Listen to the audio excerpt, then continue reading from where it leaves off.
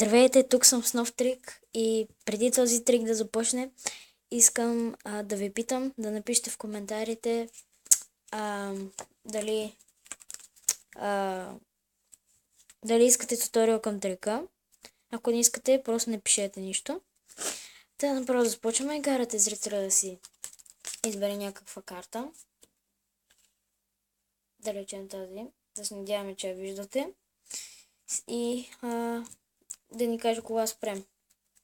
Да речем тук. Слагаме отгоре. И цепим на 3. Примерно. Размешваме по този начин. Ако искате, ще направим и overhand shuffle. Сега ще започна да размешвам картите по този начин. Затова трика се казва и слоп. Слагаме отгоре.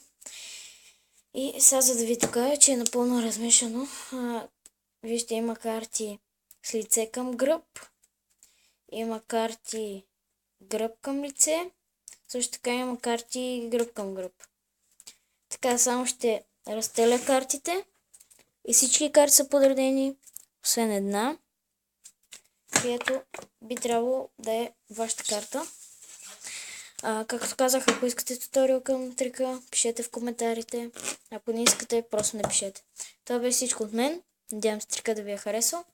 Абонирайте се и да, чао!